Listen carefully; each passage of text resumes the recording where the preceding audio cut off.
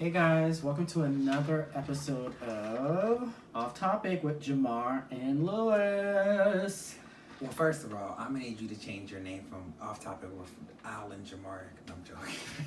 Oh yeah. Yes. I lost my train of thought that quick. The gag is. So this episode we want to talk about a movie that we've both seen. I saw it for purposes of my blog, Black Cinema Now, and you saw it. I saw it because I just, after seeing the preview, I thought it was a very interesting take. Yeah. So I don't know if you want to give like a quick little synopsis of what the movie is about. Okay, so the movie is pretty much about a young lady who was in a car with her friend, her best friend of a couple years since she's known since she was a little girl, and they were both pulled over, or they were pulled over by a police officer. She was very familiar with the procedures to do when you are pulled over by a police officer, which is basically answer all his questions, leave your hands on the dashboard, don't make any quick moves, whereas he was not. It was basically, he got out of the car and he was pretty much, very nonchalant about the situation, and he had his fun. He was looking inside of the car, and he went to grab a brush to brush his hair, and the cop thought he had a gun, and he shot him, and that killed him. And basically from there, the movie is talking about how she initially did not want to come forward as a witness of the shooting, and she just basically wanted to her trials of trying to decide whether or not she wants to do it or not, and basically how her situation with her friends at school were talking about it, and how the movie was just not the movie, but the basic situation made her feel as a whole. So it was a very interesting movie. I initially did not want to see it because I felt as though I was going to be angry watching it, which I was. The movie touched me, and because it's so relevant to what's going on now, that I just kind of like dove in. And mind you, I went to the movies on a Friday. I was the only one there in the movie theater, but I felt like it was so necessary for me to watch this. The movie has a lot of references. And the thing about this movie that really made me upset is I looked at a lot of the critiques about the movie, and the movie has gotten good critiques, and it also has gotten some bad critiques. Some people were saying how it's just another political propaganda to that people are tired of seeing. I'm like, first of all, for people of color, it's not political propaganda. It's a movie that's based on our reality that's happening now. So how could it be propaganda? It just very made me so upset. But it's definitely a movie that I believe everyone should watch, black, white, whatever the case may be, because it's so necessary. What really struck a chord with me, and I'm sorry for rambling, is the beginning of the movie. The father, which is played by Russell Hornsby, he gives his child the talk. Now, when I was younger, the talk was the sex talk. It wasn't the talk where what to do if you get pulled over by a police officer. And the thing about it is, the talk has been placed on a lot of TV shows. There's an episode of Blackish where Anthony Anderson is having a talk with his children on what to do and what not to do if you get pulled over by police. So it's so relevant and so necessary, and I believe everyone honestly should go see it. I really wish I could remember the names of the actors besides Algie Smith, which is the gentleman who was shot in the movie, and a young lady, I want to say her name is some Amanda. But yeah, it's a very great movie. Regina King. Regina King? Regina Hall, my bad. Regina Hall, yes. She's in the movie as well as Common. He's in the movie. But yeah, very, very touching movie. What were your thoughts on it? I had a lot of emotions. I was angry. I was sad. Mm-hmm. It just made you feel. And it was very relevant. And I think it's funny you say the talk, because my nieces and nephews who are half black, I actually told my sister, they're going to a predominantly white school now, that she actually has to have a talk with them about being the only kids, the only kids with different color skin. Yeah. And the fact that in 2018 going into 2019 that we have to have these conversations with 6, 7, 8 year olds and let them know like, hey, you will be treated differently by not only your peers but by the law and everyone, by work and everyone you encounter for the rest of your life, you will be judged. Right. Just based off solely the color of your skin, and you have to teach them that you cannot let it affect you. It's just crazy to me how the people that we, and I have friends who are police officers, so it's just crazy that the people that we are supposed to trust to protect us sometimes can be the people that we're the most afraid around.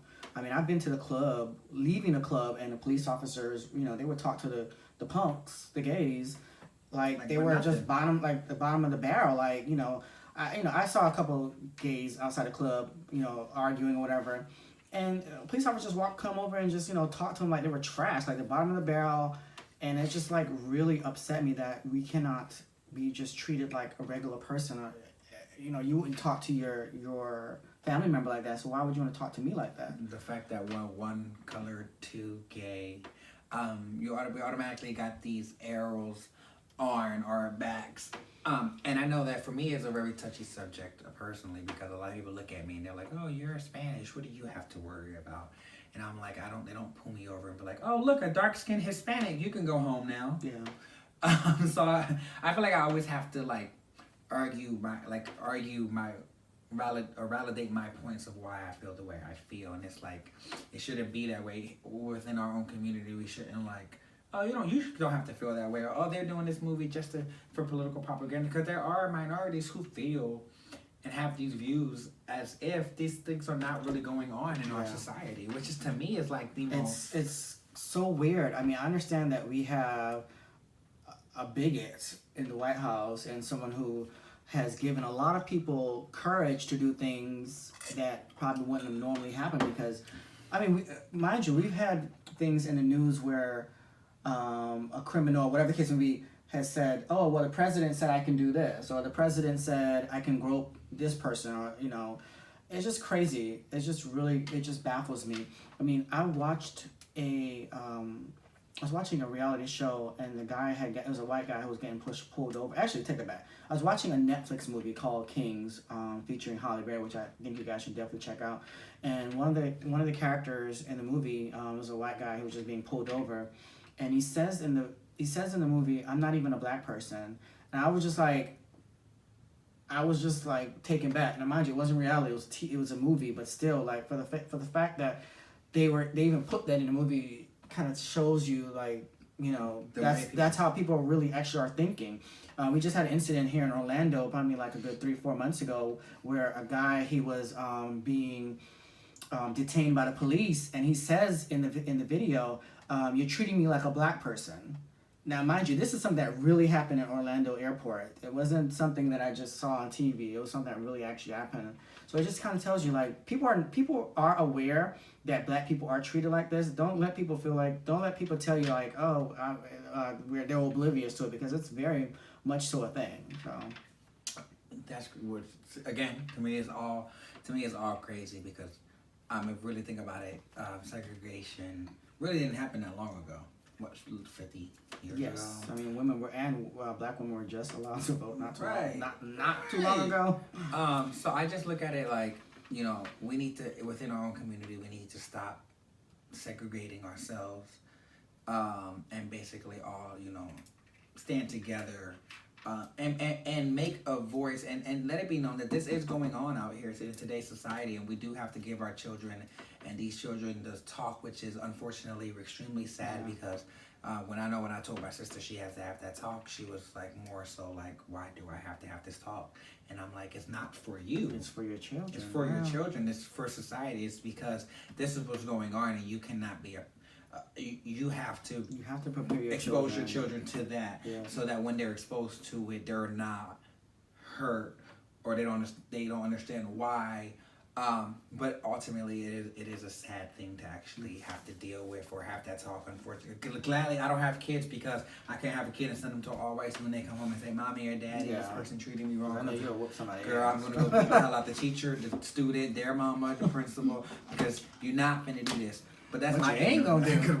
Because what we're not finna do. Right. But as far as the movie is really, really, really good. Yes. I do recommend everyone going out to check it out. Yes. I also recommend checking out the soundtrack, which was really, really, really Did not good know as that well. it had a soundtrack. Every movie has soundtracks. Sis. No, not every movie, but okay. Go ahead. Anyway, also, if you want to see a good review on it, he does. Yes, I do have a review on it on Black Cinema Now. Please check it out. He does know all the names of the actors and actresses. Yes, actually in the post. Yes. Which if who got shot, what's his name? He was Algie Smith. Algie Smith. If you're single yes. and if you're gay, call me. Just to lighten this up a little bit. A mess. But yeah, so if you did want to see a good review on it, you can definitely check out his review on that. If you guys have any comments or you have any feelings towards being black in America or a minority in America, definitely comment on this video, drop it, share it, repeat it. We want to check our personal Instagrams. If you guys have any topic suggestions or ever want to reach out to us and just talk, my Instagram is @vintage_vintage_B. Go ahead and edit that out. And my style page is still going through a big revamp.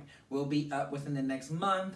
That is Vintage B Style Blog. Check out for some cool content if you're into fashion on that. And mine is going to be King Culprit on Instagram, and then my business, of course, is Black Cinema Now. I can't say it enough, you guys. I'm sorry for all my Facebook friends are probably tired of hearing it, but it's Black Cinema Now, Black Cinema Now. Make sure Black in Cinema the edit, it's like right. when every time you say it, it pops up. Black Cinema Now. It just scrolls across the bottom like a right.